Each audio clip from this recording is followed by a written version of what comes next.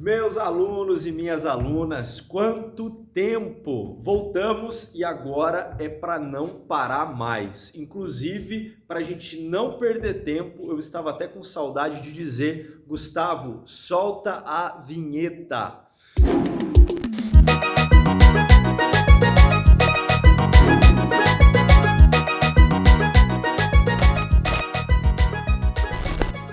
Bom, pessoal, então hoje voltamos com os nossos vídeos e essa aula marca a continuidade da nossa última análise sobre uma primeira parte do governo do Marechal Deodoro da Fonseca. Vocês precisam sempre ter em mente que o governo Deodoro da Fonseca, ele teve um início marcado por um ajuste, por uma preparação da estrutura brasileira que era há muito tempo vinculada ao regime monárquico, ao regime imperial, e agora coube ao Marechal Deodoro da Fonseca, no período inicial do governo dele, de 1889 até a primeira Constituição Republicana Brasileira, promulgada no dia 24 de fevereiro de 1891, que esse período foi marcado por um ajuste, esse período foi marcado realmente por uma estruturação, por uma centralização administrativa, uma centralização política em torno do Marechal Deodoro da Fonseca, juntamente e obviamente com pessoas que o auxiliavam, para ele buscar realmente estruturar, para ele buscar realmente instaurar um regime republicano no Brasil, para daí depois, obviamente, nós termos toda uma continuidade republicana brasileira, com uma Constituição e com princípios bem demarcados e com princípios bem definidos. Inclusive, se você não assistiu a nossa última aula, ela vai estar aparecendo agora no card aqui em cima e você pode detectar as primeiras medidas tomadas pelo Marechal Deodoro da Fonseca assim que ele assume o poder, assim que acontece toda aquela questão do golpe para a instituição da República Brasileira a partir do dia 15 de novembro de 1889, correto? Então, agora é momento de nós analisarmos o que acontece economicamente e politicamente no governo do Marechal Deodoro da Fonseca e que vai ser importantíssimo para esse período inicial republicano brasileiro. Obviamente que a gente vai estudar que essa política do encilhamento, que essa medida econômica do encilhamento, ela não foi tão legal assim para o Brasil, mas nós também estudaremos algo que vai marcar uma grande quantidade de tempo, um período considerável, que foi a nossa Constituição. Lembrando que essa Constituição aqui, ela foi a nossa primeira Constituição republicana. Nós tivemos uma Constituição imperial outorgada no ano de 1824, que foi a nossa primeira Constituição brasileira, e agora nós estamos diante da segunda Constituição brasileira e a primeira Constituição republicana, beleza? Bom, vamos estudar então o que foi essa primeira medida, a medida econômica chamada de encilhamento, a política do encilhamento. Essa medida, ela foi instituída no ano de 1890. E quem foi o seu principal idealizador? Quando nós falamos do idealizador da política do encilhamento, nós não podemos perder de vista o ministro da Fazenda, Rui Barbosa. Talvez você já tenha escutado falar nesse nome e nunca tenha se perguntado quem é essa pessoa, qual foi a importância que o Rui Barbosa teve, principalmente nos primeiros anos da República Brasileira. E ele foi importante tanto economicamente como ministro da Fazenda, como também politicamente na elaboração da nossa Constituição de 1891. Então ele foi uma mente realmente muito ativa, tanto no que diz respeito à política do encilhamento, quanto no que diz respeito à nossa primeira Constituição republicana. Basicamente, para a gente estudar essa política do encilhamento, eu preciso, antes de tudo, contextualizar você, meu aluno e minha aluna, que está assistindo essa aula. Nós estamos falando de uma política que teve início no ano de 1890. correto? Vocês já estudaram que no ano de 1888 nós tivemos a abolição da escravidão no Brasil, a extinção da escravatura no nosso país, pelo menos teoricamente, certo? Então, no ano de 1888, nós tivemos a abolição da escravidão.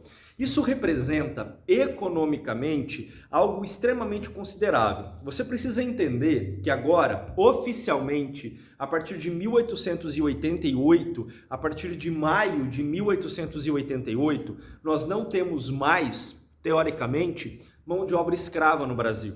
Ou seja, teoricamente, toda a mão de obra brasileira, todos os trabalhadores brasileiros seriam trabalhadores assalariados, ganhariam dinheiro em troca do seu trabalho, venderiam a sua força de trabalho, correto? Só que vocês devem imaginar que, desde o início da nossa colonização até 1888, que a nossa sociedade, que a nossa economia, que a nossa política, que a nossa cultura, ela foi extremamente marcada por essa instituição chamada escravidão.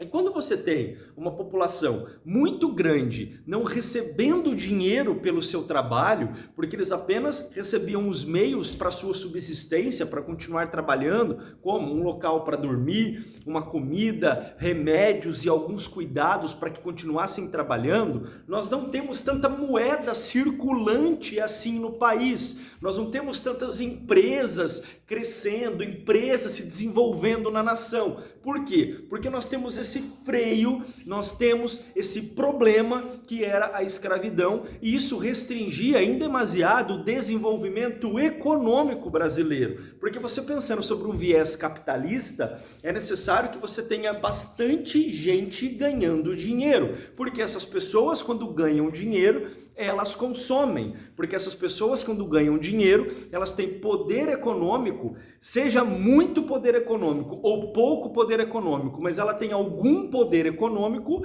para conseguir comprar. Imagina você como dono de uma loja e de repente na sua cidade todas as pessoas viram escravas. Ou seja, como que você vai vender? Para quem que você vai vender? Se agora as pessoas não estão recebendo salário, se agora não está girando a economia. Então, em 1890, quando o Rui Barbosa ele pensa nessa política do encilhamento, qual foi a jogada dele? Então nós precisamos entender quais foram os objetivos. Quais foram os objetivos?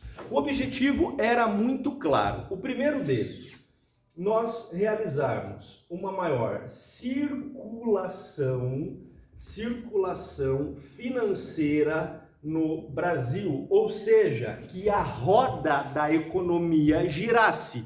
Mas para a roda da economia girar, nós precisamos ter empresas, nós precisamos ter desenvolvimento econômico, nós precisamos ter dinheiro circulante, correto? Não é legal quando o dinheiro fica parado e não é legal quando também não tem dinheiro circulando, economicamente falando, e sobre um viés capitalista. Entenderam essa relação? Então, o primeiro objetivo era que acontecesse uma circulação financeira. Só que agora você deve estar se perguntando, professor, mas calma lá, não tinha tanto dinheiro assim para ter uma circulação financeira considerável. O que esse cara fez? Porque se ele está pensando em circulação financeira, seria legal se nós tivéssemos num país dinheiro circulando, muita emissão de moeda, empresas, indústrias, gente recebendo, gente ganhando dinheiro, gente tendo onde gastar. Mas o Brasil não tinha isso. Mas calma, meu filho, calma. A gente já vai ver o que ele vai fazer. Lembrando que esse era um primeiro objetivo. Eu não estou falando das medidas efetivas. Segura a emoção, tenha paciência.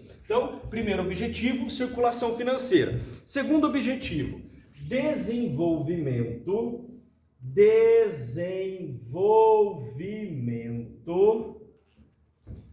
industrial. Então, o primeiro objetivo era a circulação financeira, o segundo objetivo era o desenvolvimento industrial, correto? Então, nós precisamos entender que era necessário, nesse momento, algumas medidas. Vamos analisar. Então, agora, entra nas medidas econômicas tomadas para que ele alcançasse os objetivos propostos. Simples assim. Eu tenho objetivos, eu preciso alcançar esses objetivos. Como eu vou fazer? A primeira coisa importante, extremamente relevante, que eu quero que vocês entendam, é que nesse momento era muito fundamental que você fizesse o seguinte: emissão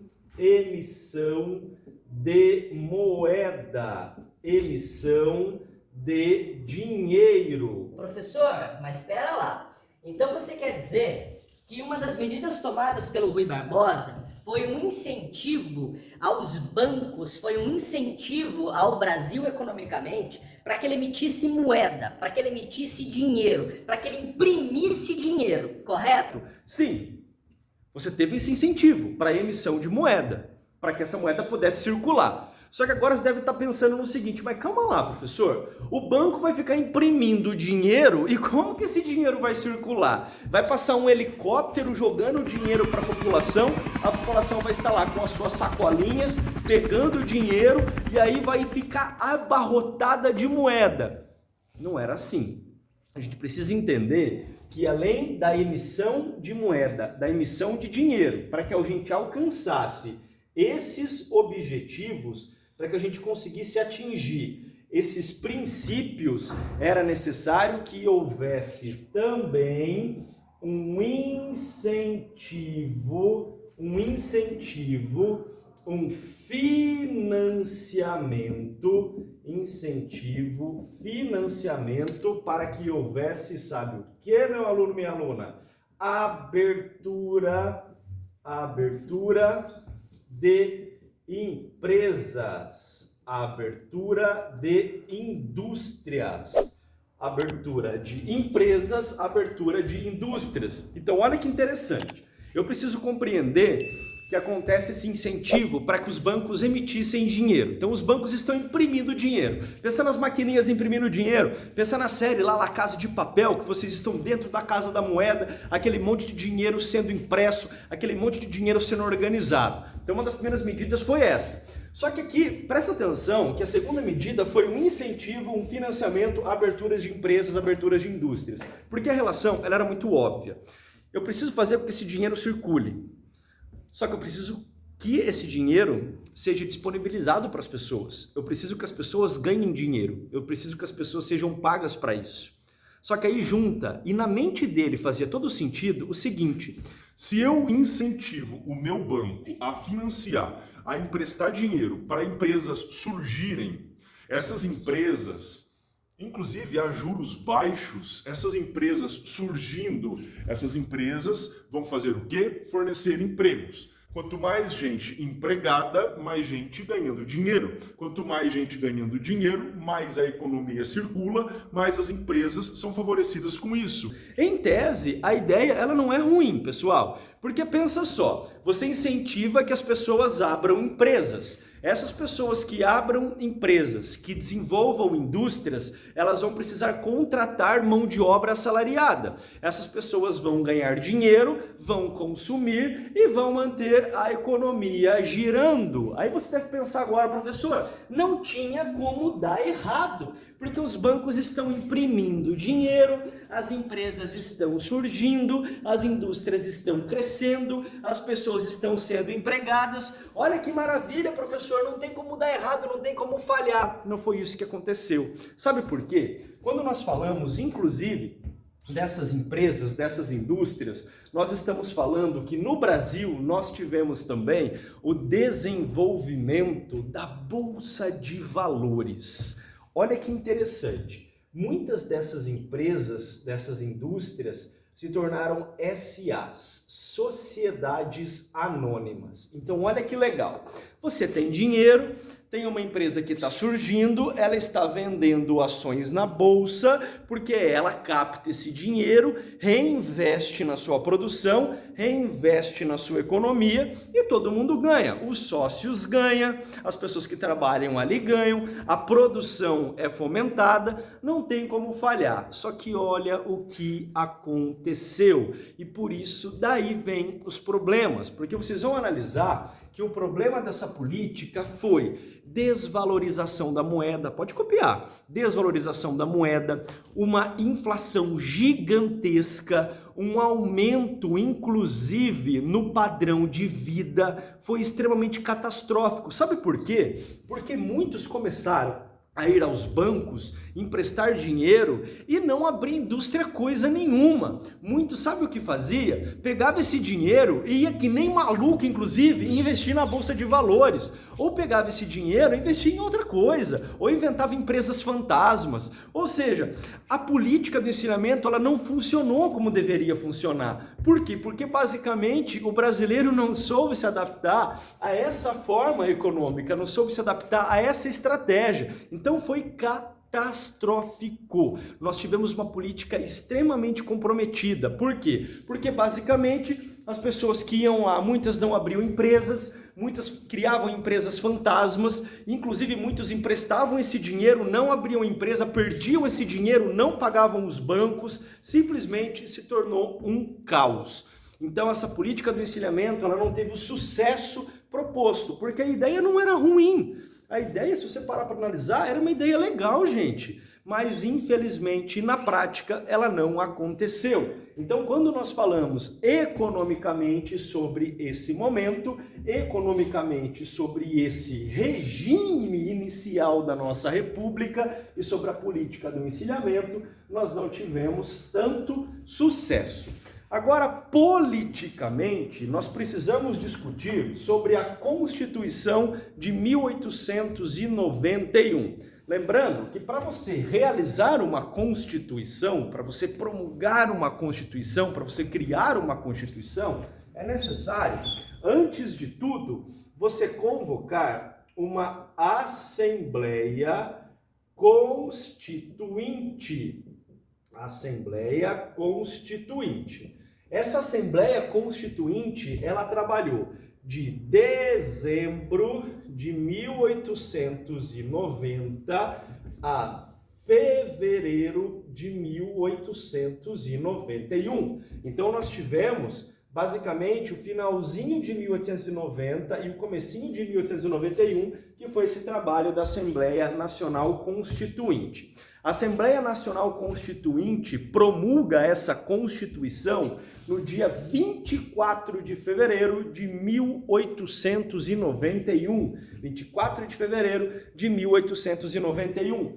E o que essa Constituição dizia? Quais eram as principais medidas desta Constituição? Acompanhe a minha flechinha, acompanhe o meu esquema, acompanhe o meu modo de apresentar para vocês as medidas, porque senão você se perde. Enquanto você copia, você já curtiu o vídeo? Você já se inscreveu no nosso canal? Sim ou não? O que você está esperando para fazer? Ajuda o professor também. O professor está disponibilizando conteúdo de qualidade para você de forma gratuita e você não vai retribuir nem com uma curtida, nem com uma inscrição no canal. Inclusive, se você conhecer alguém que você sabe que vai também ser beneficiado por esse vídeo, por que você não compartilha? Não custa nada para você e vai me ajudar bastante. Vai ajudar o nosso produtor, o Gustavo, bastante também. Faz isso, beleza? Bom, então no dia 24 de fevereiro de 1891 tivemos a nossa Constituição, certo? Quais foram as principais medidas? Primeiro, o que vocês precisam entender? Que essa nossa Constituição, ela foi inspirada na Constituição norte-americana. Então, nós tivemos, nesse momento, algumas questões bem importantes que foram colocadas nessa Constituição brasileira, inspirada na Constituição norte-americana, correto? E que a primeira e mais importante que vocês precisam saber, inclusive em relação a essa inspiração, foi o chamado Sistema Federativo do nosso país, Estados Unidos do Brasil, correto? Bom, vamos lá. Sistema federativo. Por que sistema federativo? Porque agora as estruturas, os que nós chamamos de estados, o que nós chamamos hoje de estados brasileiros, teriam algumas autonomias em relação ao poder central, em relação, nesse momento, à nossa capital, que não era Brasília, a nossa capital, que nesse momento era o Rio de Janeiro. Vocês não podem esquecer disso, que nós temos, nesse momento, a nossa capital sendo o Rio de Janeiro. Então, nós temos o sistema federativo. Por quê? Porque os 20 estados... Mas, professor, está errado o número de estados. Estamos falando, meu querido, do século XIX. Nessa época nós tínhamos 20 estados membros. Os 20 estados possuíam autonomia em relação ao quê? Em relação a questões jurídicas,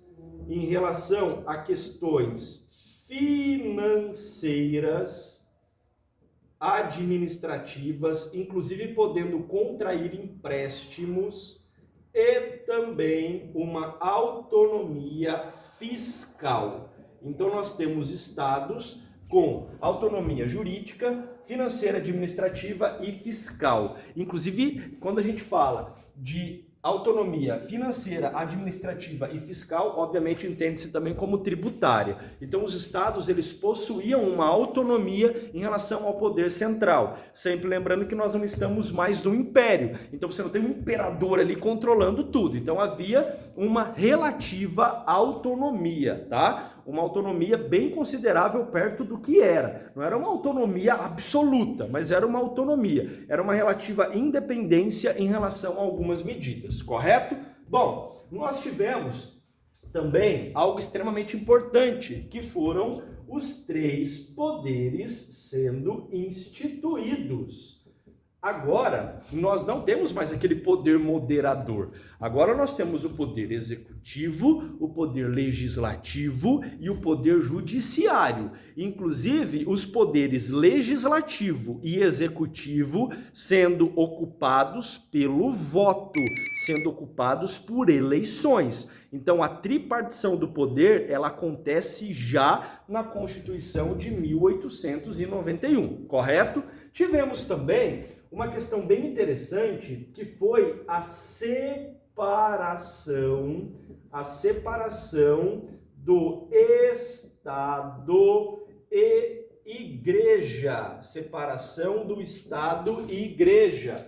Nesse período, algumas atribuições que eram da Igreja, como a administração de cemitérios, a questão de registro de óbitos, inclusive registros de nascimento, a própria questão do casamento, foram atribuições que foram abraçadas, que foram abarcadas pelo Estado brasileiro, pelo governo brasileiro. Então notaram que nós temos aqui 3 medidas importantes: sistema federativo, 20 estados membros, esses estados com relativa autonomia, com relativa independência, os 3 poderes, e a separação do Estado e da Igreja. Tivemos também uma questão bem interessante, que foi, pessoal, a questão relacionada ao voto, a questão relacionada a eleições. Aqui prestem atenção, só podiam votar homens acima de 21 anos e que não fossem mendigos, analfabetos e que não fossem padres ou soldados.